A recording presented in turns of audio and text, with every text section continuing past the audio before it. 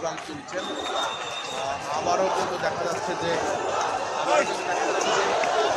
আমরা দেখতে পাচ্ছি যে হঠাৎ করে কিন্তু উত্তেজনা বিরাজ করছে এবং ছড়িয়ে পড়ছে। ঢাকা কলেজ কিন্তু এই মুহূর্তে পুরোপুরিভাবে উত্তপ্ত সিটি কলেজের দিকে ফিরে আসছে এবং তেড়ে গিয়েছে। তাদেরকে কিন্তু ইট পাটকেল মারছে এবং আমরা যেমনটি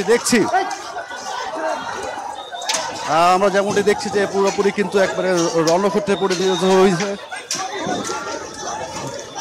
ব্যাপক আকার সংঘর্ষ সৃষ্টি হয়েছে এবং সিটি কলেজের এবং ঢাকা কলেজের মধ্যে এই মুহূর্তে আমরা যেমনটি দেখছি ভাঙচুর থেকে শুরু করে ইট পাটকেল লাঠি ছোটা নিয়ে কিন্তু তেড়ে গিয়েছে।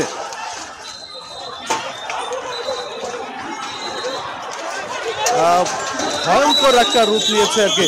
আবারও একটি পক্ষ তারা দেয় কিন্তু আবারও পিছু হচ্ছে। বিষয়টি আমরা যেমনটি দেখছি যে অবস্থা কিন্তু ভয়াবহ আকার রূপ নিয়েছে। আমরা যেমনটি দেখছি যে সিটি কলেজের শিক্ষার্থীদেরকে প্রথমে ধাওয়া দেয়, ঢাকা কলেজের শিক্ষার্থীদের পরে কিন্তু আবারও সিটি কলেজের শিক্ষার্থীরা ধাওয়া দেয়, তাদেরকে পিছনে ঠেলে দেয়। তবে পরিস্থিতি কিন্তু এখন একটি ভয়াবহ আকার রূপ নিয়েছে। ইট পাটকেল ছুটছে শিক্ষার্থীরা। আইন শৃঙ্খলা বাহিনী যারা আছেন তারা কিন্তু আসলে প্রথমের দিকে চেষ্টা করছেন পরিস্থিতি স্বাভাবিক করারই, কিন্তু তারপরেও আমরা দেখতে পাচ্ছি যে তারা এখন কিন্তু পরিস্থিতি একেবারেই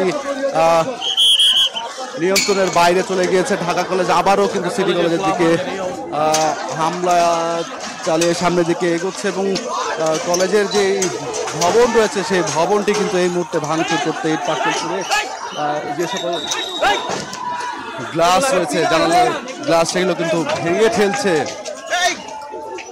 এবং এই সিটি কলেজের শিক্ষার্থীরা এখন পিছিয়ে থাকলেও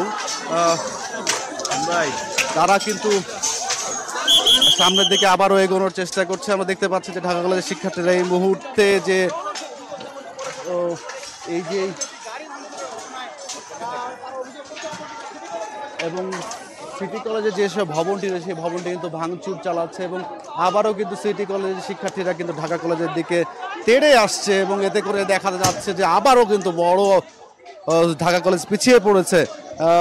এই দুপক্ষের মধ্যে কিন্তু এখন এই মুহূর্তে ধাওয়া পাল্টা ধাওয়া কিন্তু চলছে এবং আমরা যেমনটি বলছিলাম যে শিক্ষার্থীদের সাথে কথা বলে আমরা প্রাথমিকভাবে যেমনটি জানতে পেরেছি, 2-3 জনের সাথে কথা বলেছিলাম যে ঢাকা কলেজের বাস যখন এই সিটি কলেজের সামনে দিয়ে অতিক্রম করছিল সেই সময় কিন্তু হামলা চালানো হয় এবং তারপরেই কিন্তু এই ঘটনাকে কেন্দ্র করে আবারও ব্যাপক আকার ধারণ করে কিন্তু পরিস্থিতি আমরা যেমনটি জানতে পেরেছি এবং কি নিয়ে মূলত আসলে তাদের উপরে হামলা করা হয়েছিল এই বিষয়টি কিন্তু এখন পর্যন্ত সেইভাবে সুনিশ্চিতভাবে জানতে পারা যায়নি। শিক্ষার্থীদের সাথে যেমনটা কথা বলে তারা অনেকেই বলছেন যে সিনিয়র জুনিয়রের মধ্যে কথা দ্বন্দ্বের জেরে এমনটা ঘটনা ঘটেছে।